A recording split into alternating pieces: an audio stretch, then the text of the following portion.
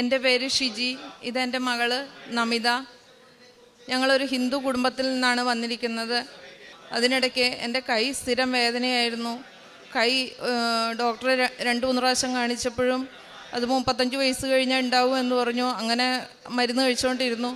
അതിനുശേഷമാണ് വേറെ ഡോക്ടറെ പോയി കണ്ടപ്പോഴാണ് കയ്യിലൊരു സിസ്റ്റ് ഉണ്ടെന്ന് കണ്ടത്. സിസ്റ്റ് അത്യാവശ്യം വലുതായിരുന്നു. അതിനുശേഷം അത് എത്രയും പെട്ടെന്ന് സർജറി ചെയ്യണമെന്ന് പറഞ്ഞു. സർജറിക്ക് കഴിഞ്ഞപ്പോൾ ഡോക്ടർ കൂടുതലായി പറയുന്നത് സർജറി കഴിഞ്ഞ് കഴിഞ്ഞാൽ കൈ കൂടുതൽ പൊങ്ങില്ല, റിവേഴ്സായിട്ട് അതിന് കമ്പി ഇടണമെന്ന് പറഞ്ഞു. അതോടുകൂടി ഞാൻ ജോലിയും ചെയ്യുന്ന എൻ്റെ ജോലി കൊണ്ടാണ് വീടും കഴിയുന്നത്. ഞങ്ങൾ വളരെയധികം തകർന്നു പോയിരുന്നു. പക്ഷേ സർജറി കഴിഞ്ഞ് 3 മാസം ഫിസിയോതെറാപ്പി ചെയ്തു. എന്നിട്ടും കൈ അത്ര ശരിയായില്ലായിരുന്നു. പക്ഷേ കമ്പനിയിൽ നിന്ന് ജോലി മാറ്റി വേറെ ജോലി അത്യാവശ്യം ചെയ്യാവുന്ന ജോലിയിട്ട് മാറ്റാമെന്ന് പറഞ്ഞു. എന്നെ സർജറിക്ക് കയറ്റാൻ നേരത്ത് ഞാൻ വളരെയധികം കരഞ്ഞായിരുന്നു. സർജറിക്ക് തൊട്ട് മുമ്പ് ഹോസ്പിറ്റലിൽ വെച്ച് അവിടുത്തെ സിസ്റ്ററാണ് എൻ്റെ അടുത്ത് വന്ന് പറഞ്ഞത്, മോളൊന്നുകൊണ്ടും വിഷമിക്കണ്ട, കൃപാസനം മാതാവിനെ വിളിച്ചോ, മാതാവിൻ്റെ അടുത്ത് നിന്ന് ഉടമ്പടി എടുക്കാമെന്ന് നേർന്നോ, അച്ഛനെ കണ്ട് സാക്ഷ്യം പറഞ്ഞോ, മോൾക്ക് എന്തായാലും മോൾക്കിത് പറ്റും, ഇത് കൈ ശരിയാവും എന്ന് പറഞ്ഞു. ഞാൻ അങ്ങനെ വിശ്വസിച്ചാണ് പിന്നെ പ്രാർത്ഥന ചെറുതായി തുടങ്ങിയത് തന്നെ. അതിനുശേഷം ജോലി സ്ഥലത്ത് ചെന്ന് പതിയെ കൈകൊണ്ട് എന്തെങ്കിലുമൊക്കെ ചെയ്യാൻ തുടങ്ങി. എന്നാലും കൈ ശരിയായില്ല. അതിനുശേഷം ഞങ്ങൾ ഇവിടെ വന്ന് മാതാവിൻ്റെ അടുത്ത് വന്ന് ഉടമ്പടി എടുത്ത് സ്ഥിരം പിന്നെ ഞങ്ങൾ അറിയില്ല എങ്ങനെയാവും മാതാവിനെ രാവിലെയും വൈകുന്നേരം വിളിച്ച് കരഞ്ഞ് അപേക്ഷിക്കണേന്ന് എനിക്കറിയില്ല. ഡോക്ടർക്കിടെ അടുത്ത് ചെന്നപ്പോൾ ഡോക്ടർ പറഞ്ഞ് 40% പോലും ശരിയാവില്ല എന്ന് വിചാരിച്ചിരുന്നത് ഇപ്പോൾ ഇത് 80% ഓക്കെ ആയിട്ടുണ്ടെന്ന്. ഇപ്പോൾ എനിക്ക് ഭംഗിയായിട്ട് എല്ലാ കാര്യങ്ങളും തന്നെ ചെയ്യാൻ പറ്റുന്നുണ്ട്. അതുപോലെ തന്നെ മോൾക്ക് പുറത്തുപോയി പഠിക്കണമെന്ന് ഭയങ്കര ആഗ്രഹമായിരുന്നു. ഞങ്ങളതിന് വേണ്ടിയിട്ട് കുറേ ശ്രമിച്ചു. അങ്ങനെയാണ് PTE എഴുതി അവൾ പാസ്സായി കഴിഞ്ഞ് ആദ്യത്തെ ഏജൻസിയിൽ ഓസ്ട്രേലിയക്ക് വിസ ഉള്ള കാര്യങ്ങൾ ചെയ്തു. എല്ലാം ആ സമയമായപ്പോൾ അവർ പറഞ്ഞു യൂണിവേഴ്സിറ്റി അത് റിജക്റ്റ് ചെയ്തു എന്ന് പറഞ്ഞു.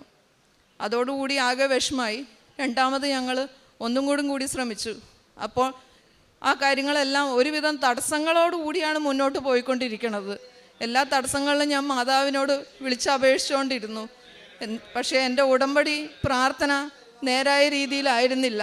എല്ലാം സമയത്തിന് നടത്താനും പറ്റിയില്ല. അതുകൊണ്ടായിരിക്കണം മാതാവ് എന്നെ പരീക്ഷിക്കുകയും ചെയ്തു. മോൾക്കിടെ ആ വിസ റിജക്റ്റായി. അതോടുകൂടി മാനസികമായി ആകെ തകർന്നു. ഇവിടെ വന്ന് ഞാൻ മാതാവിനോട് മാപ്പ് അപേക്ഷിച്ചു. അപ്പോൾ ഞാൻ മാതാവിനോട് പറയുകയും ചെയ്തു, മാതാവേ എൻ്റെ തെറ്റുകൾ എന്നോട് പുറത്ത് ഞാനിവിടെ വന്ന് സാക്ഷ്യം പറഞ്ഞോളാം എൻ്റെ കുഞ്ഞിനെ കൊണ്ടെന്ന്. അങ്ങനെയാണ് ഞങ്ങൾ അടുത്ത വിസയ്ക്ക് വെച്ചത്. ആ വിസയ്ക്കും തടസ്സങ്ങളുണ്ടായിരുന്നു. പക്ഷേ എന്ത് കാര്യത്തിനിറങ്ങുമ്പോഴും മാതാവിൻ്റെ കാശ് രൂപ എൻ്റെ കയ്യിലിരിക്കും. ഞാൻ മാതാവിനോട് കരഞ്ഞു പറയും, മാതാവേ തടസ്സങ്ങളൊക്കെ ഒന്ന് മാറ്റി തന്നേക്കണേന്ന്. എത്ര വലിയ മല പോലെ വരുന്ന തടസ്സങ്ങളും അതെങ്ങനെയാണെന്നറിയില്ല, അത് മാറിക്കിട്ടും. മാതാവ് അത് നടത്തി തരും. വിസ വയ്ക്കാൻ ചെല്ലണ സമയത്ത് പോലും പൈസ അക്കൗണ്ടിൽ നിന്ന് പോകാനുള്ള എല്ലാ കാര്യങ്ങളും ഓരോ ബ്ലോക്കുകൾ. പക്ഷെ അത് നിമിഷം നേരം കഴിയുമ്പോൾ അത് മാതാവിൻ്റെ ആ കാശ് രൂപത്തിയിട്ട് ഞാനൊന്ന് ചേർത്ത് നെഞ്ചോട് പിടിക്കുമ്പോഴത്തേക്കും അതെങ്ങനെയോ അത് മാറിപ്പോവുക. ചൊവ്വാഴ്ച മോൾക്ക് വിസ വെച്ചു, വ്യാഴാഴ്ച മോൾക്ക് വിസ കിട്ടി. മാതാവിനോട് എത്ര നന്ദി പറഞ്ഞാലും മതിയാവില്ല. ഞങ്ങൾ ഹിന്ദുക്കളാണെന്ന് ഞാൻ ആദ്യമേ പറഞ്ഞല്ലോ. പക്ഷേ എനിക്കിപ്പം മാതാവിനെ വിട്ട് ഒന്നും വിളിക്കാൻ പോലും പറ്റില്ല. എല്ലാത്തിനും എന്ത് കാര്യത്തിനും മാതാവിനെ വിളിച്ച് അപേക്ഷിച്ചാൽ അത് ഉറപ്പമായിട്ട് അതിന് ഫലം കിട്ടും. അത് സത്യം തന്നെയാണ്. എൻ്റെ പേര് നമിത ജയൻ. എൻ്റെ അമ്മയുടെ നിർബന്ധം കൊണ്ടാണ് ഞാൻ ആദ്യം തന്നെ ഇവിടെ വന്നത്. അന്ന് എനിക്ക് ഒട്ടും തന്നെ വിശ്വാസം ഉണ്ടായില്ല. പക്ഷെ രണ്ടാമത് വന്ന് ഞാനിവിടെ ഉടമ്പടി എടുത്തു. എൻ്റെ പൂർണ്ണ വിശ്വാസത്തോടു കൂടി തന്നെയായിരുന്നു ഞാൻ ഉടമ്പടി എടുത്തത്. പക്ഷെ അവിടെ യൂണിവേഴ്സിറ്റിയിൽ എനിക്ക് റിജക്റ്റ് ആയെന്ന് അറിഞ്ഞപ്പോഴത്തേക്കും എനിക്ക് വളരെയധികം സങ്കടം തോന്നിയിരുന്നു. എന്നാലും ഞാൻ എൻ്റെ മനസ്സിലെ ധൈര്യം കൈവിട്ടില്ല. പിന്നെ രണ്ടാമത് ഒന്നും കൂടെ ഉടമ്പടി പുതുക്കി ഞാൻ പിന്നെയും പ്രാർത്ഥന തുടങ്ങി. മുട്ടുകുത്തി തന്നെ ഞാൻ പ്രാർത്ഥിച്ചു. രാവിലെ വൈകുന്നേരം എപ്പോഴും ഞാൻ എൻ്റെ അമ്മയുടെ കരച്ചിൽ മാത്രമായിരുന്നു കണ്ടത്. ഞാൻ എൻ്റെ മാതാവിനോട് പ്രാർത്ഥിച്ചു, എൻ്റെ പ്രാർത്ഥന കേട്ടില്ലെങ്കിലും കുഴപ്പമില്ല, എൻ്റെ അമ്മയുടെ ആഗ്രഹമെങ്കിലും നീ സാധിച്ചു കൊടുക്കണേന്ന്. അങ്ങനെ എനിക്ക് തന്നെ അത്ഭുതമായി തോന്നി. ഞാൻ ചൊവ്വാഴ്ച വെച്ച് വ്യാഴാഴ്ച രാവിലെ തന്നെ എനിക്ക് പാസ്സായി. അതിന് ഞാൻ മാതാവിനോട് വളരെയധികം നന്ദി പറയുന്നു. അതുപോലെ എൻ്റെ അമ്മയുടെ അസുഖം തീർത്തതിനും അതിന് തന്നെ ഞാൻ മാതാവിനോട് വളരെയധികം നന്ദി പറയുന്നു. അവൻ്റെ നാമത്തിൽ വിശ്വസിക്കുന്നവർക്കെല്ലാം കൃപയ്ക്കുമേൽ കൃപ യോഹന്നാൻ 1:16 തിരുവചനങ്ങൾ അരുളി ചെയ്യുമ്പോൾ എങ്ങനെയാണ് ദൈവത്തിൻ്റെ കൃപ സ്വീകരിക്കുവാനായിട്ട് ഓരോ മക്കൾക്കും കഴിയുന്നത്, അതിനെ അവരെ യോഗ്യരാക്കുന്നത് ഉടമ്പടി ജീവിതമാണ്.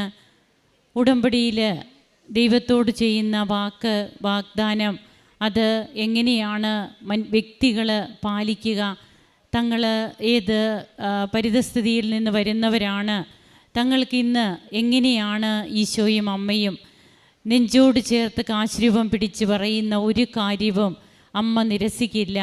ഈ കാശ്രൂപം ഒന്ന് മുറുകെ പിടിച്ച് എവിടെ പോയാലും അവിടെയൊക്കെ ഞങ്ങൾക്ക് മുമ്പേ അമ്മ എല്ലാ കാര്യങ്ങളും ചെയ്യുന്ന വ്യക്തിയായിട്ട് മാറുന്നു. അതായത് കുടുംബത്തിൻ്റെ ഒരു അംഗമായിട്ട് നാം അമ്മയെ കൂടെ കൂട്ടണം. നാം എവിടെയോ നിൽക്കുന്ന ഒരു വ്യക്തിയായിട്ട് ഞാനും, അതുപോലെ ഞാൻ പ്രാർത്ഥിക്കുന്ന ഏതോ ഒരു മൂലയിലുള്ള ഒരു ദൈവവും അതല്ല. നമ്മുടെ കൂടെ സഞ്ചരിക്കുന്ന ദൈവം, നമുക്ക് വേണ്ടിയിട്ട് വഴികൾ തുറക്കുന്ന ദൈവം, മല പോലെ വരുന്ന പല പ്രശ്നങ്ങളും ഞാൻ നിനക്ക് മുമ്പേ പോയി മലകൾ നിരപ്പാക്കുകയും പിച്ചളവാതിലുകൾ തകർക്കുകയും ഇരുമ്പോടാമ്പലുകൾ ഒടിക്കുകയും ചെയ്യും. യെശയ്യാ 45 നാം വായിക്കുന്ന തിരുവചനങ്ങളാണ്. ഈ തിരുവചനങ്ങൾ ഇതൊക്കെ അന്വർത്ഥമാവുകയാണ്. ഉടമ്പടി ജീവിതത്തിലെ അനുഭവ സാക്ഷ്യങ്ങൾ നാം കേൾക്കുമ്പോൾ നമുക്കതാണ് മനസ്സിലാകുന്നത്. ഇന്ന് ഈ അമ്മയും മകളും ഇവിടെ വന്ന് നിൽക്കുമ്പോൾ തങ്ങൾക്ക് റിജക്റ്റായ വിസ 2 ദിവസം കൊണ്ട് വീണ്ടും തങ്ങൾക്ക് എങ്ങനെ അത് ലഭിക്കുന്നു? ഇതൊക്കെ മനുഷ്യന് ഒരിക്കലും സാധിക്കില്ലാത്ത കാര്യങ്ങൾ. ആ കാര്യങ്ങളൊക്കെയാണ് ഇന്ന് പരിശുദ്ധ അമ്മ നമുക്ക് വേണ്ടി ഏറ്റെടുത്ത് നടത്തുന്നത്. ഈശോയോട് നമ്മുടെ കാര്യം പറഞ്ഞ് നമ്മെയും നമ്മുടെ കുടുംബത്തെയും ഈശോയ്ക്ക് സമർപ്പിച്ച് അമ്മ നടത്തുന്ന ഒരു പ്രാർത്ഥനകളും വ്യർത്ഥമല്ല. കരങ്ങളടിച്ച് നമുക്ക് ദൈവത്തെ ആരാധിക്കാം. ഈശോയ്ക്കും അമ്മയ്ക്കും നന്ദി പറയാം. അത്യപൂർവ ദൈവാനുഭവങ്ങൾ ഇനി നിങ്ങൾക്കും സ്വന്തം. ഈ യൂട്യൂബ് ചാനൽ ഇതുവരെ സബ്സ്ക്രൈബ് ചെയ്തിട്ടില്ലെങ്കിൽ ഇപ്പോൾ തന്നെ സബ്സ്ക്രൈബ് ചെയ്യുക. ഈ വീഡിയോ ഇപ്പോൾ തന്നെ നിങ്ങളുടെ സുഹൃത്തുക്കൾക്ക് ഷെയർ ചെയ്തുകൊണ്ട് കർത്താവിൻ്റെ പ്രേക്ഷിതരാകുക.